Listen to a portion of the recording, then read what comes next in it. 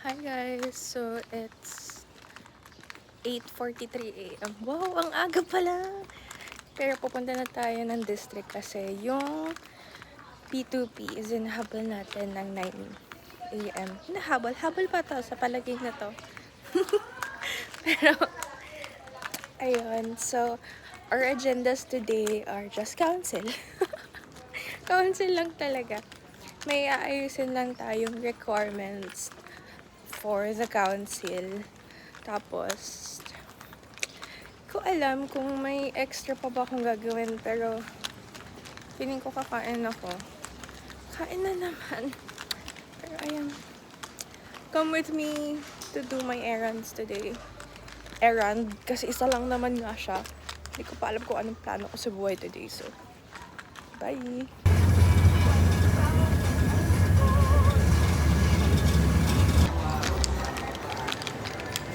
So guys, we're at the Ayala Mall. Ano pa lang? 10:10 pa lang. Ngayon pa lang naalala kung ano yung isa pa nating agenda. Meron pala, which is yung sa komisyon na kailangan nating ayusin sa commission appointment.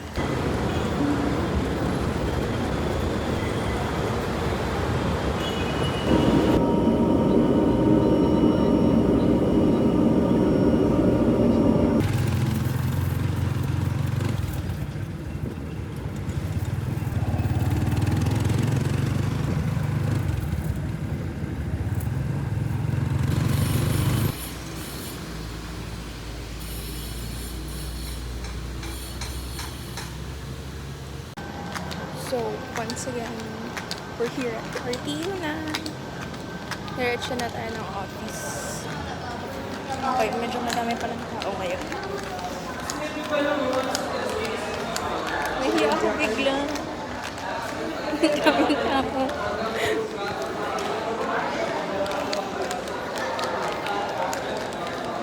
Ano yata, enrollment ng mga freshmen sa ibang colleges.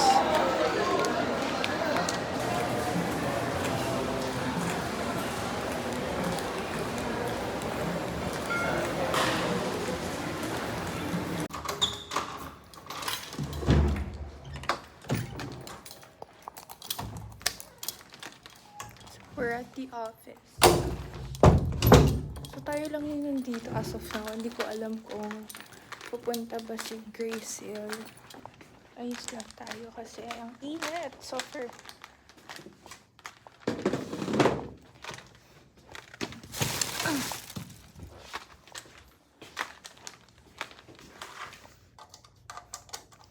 Ito na yata yung parang last kong gagawin as chairperson. Why? Last na ba to? Hope so. Chats. So, we're now settled in our office.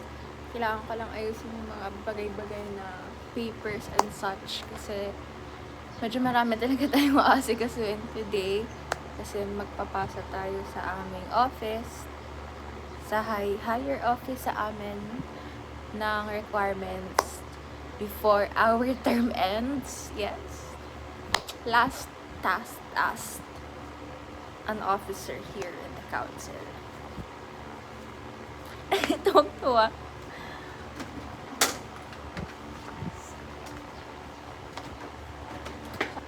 So, set up lang natin itong mga bagay-bagay.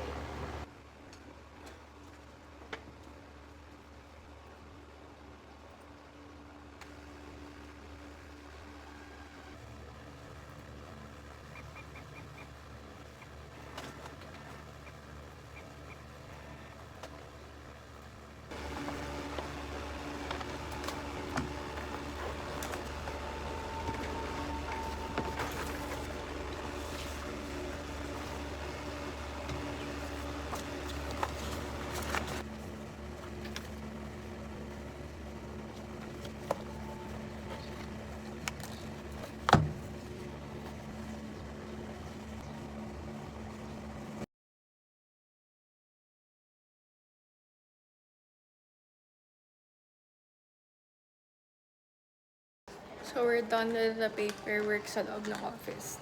Lalakarin naman natin sila. Tala.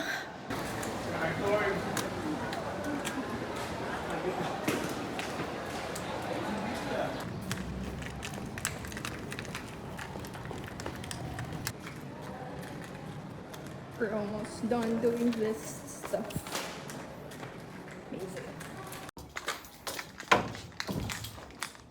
So, ikawanin lang tayo dito and alis tayo ulit. So, ating receiving stuff. So, let's go.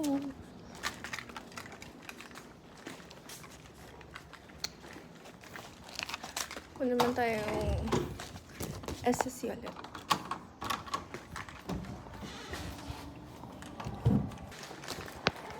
Ganito pala ka-peaceful pag may nilalakad ka patapos na. Tapos mag-isa ka lang.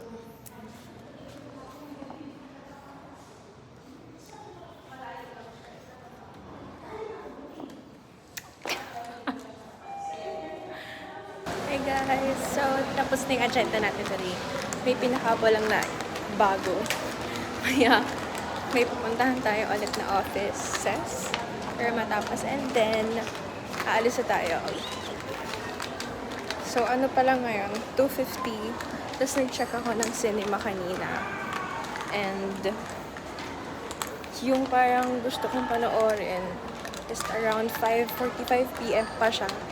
Kaya, hindi ko alam kung bibili na ba ako online ticket kasi may 20 pesos fee. Eh, ayoko nun. Ayoko na mga extra charges na ganon. Kaya, makapumunta na lang tayo ng Mega Mall ng medyo maaga-aga.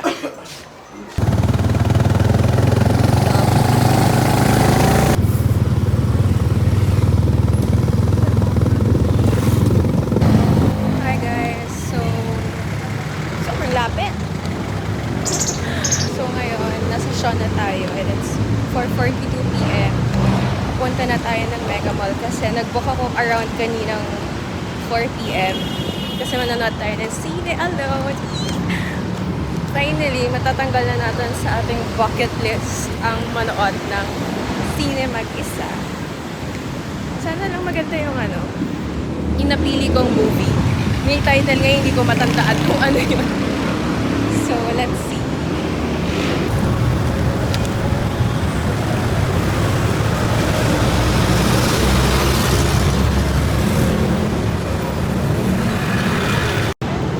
Alam niyo ba guys, parang sa sobrang daming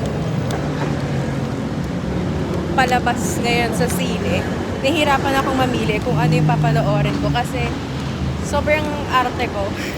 Gusto ko yung papanoorin ko is yung talagang buong-buo yung loob ko na maganda, yung ganon. And I'm so excited kasi first time ko nga at talagang sobrang excited ako. Hindi ko ma-explain yung excitement ko na matatry ko na manood mag-isa. Small win lang siya kung tutuusin para sa iba. Pero, ewan ko, for me kasi sobrang laki niya. Lalo't na parang isang taon na yung nasa bucket list ko na yon. So, let's see kung talagang ma-enjoy ko siya. Pero I think naman, na-enjoy ko siya kasi na-enjoy ko naman yung sarili kong company. So, iba lang talaga kasi yung kapag manonood ka mag-isa. Would really explore things alone. Sabi nila, it's a one way for you to understand or appreciate yourself. Pero, parang, I agree naman. Pero, parang normal, dapat i-normalize nating lahat yung mga ganong bagay, di ba? So,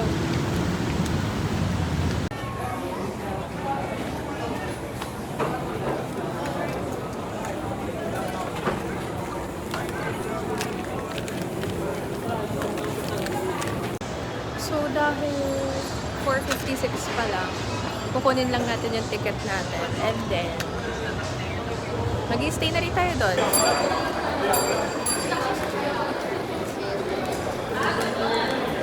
Ang daming tao. Okay,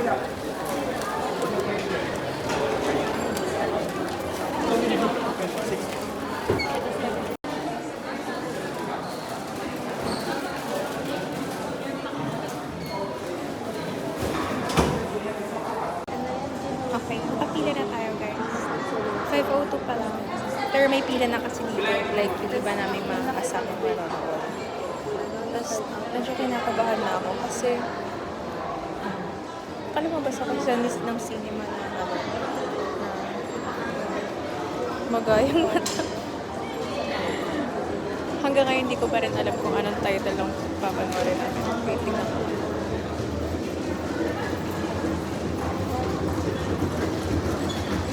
Hindi ko makita. Pero ito yung kala Don Bell. So, we're inside the cinema already. Hanapan lang natin yung seat na. So, padilim, no? So, S tayo. S13. Hindi lang pa uwi. Nakauwi ka na ba?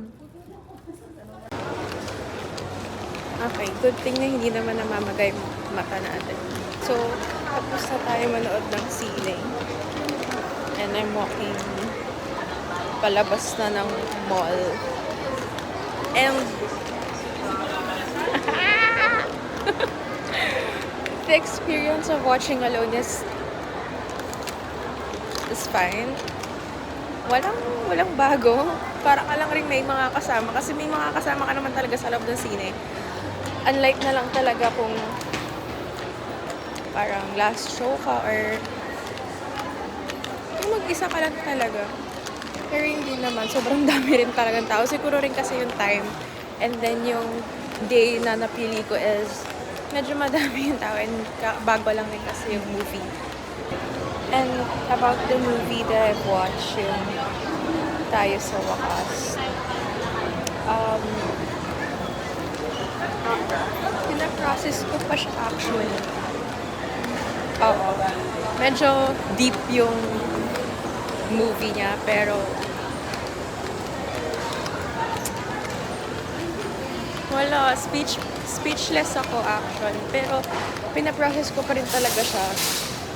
So, let's see later kung ano na yung emosyon na nararamdaman ko.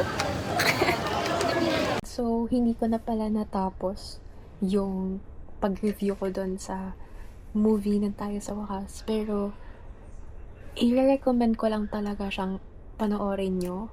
Kasi hindi nga talaga siya typical na rom-com. Tas, alam mo na talagang, at first wala talaga akong expectation dun sa movie. Kasi nga, pinili ko lang siya. And, wala, as a fan of Don Bell, kaya ko rin siya pinili. Pero yung storyline talaga, everything is so unexpected. Ang ganda ng kung paano nila nilatag yung story. Hindi lang yung typical na kung paano nilalatag ang rom-com. Pero, sobrang ganda. Especially kung gusto nyong magkaroon ng idea kung how a long-term relationship works, siguro, ma-relate nyo siya doon.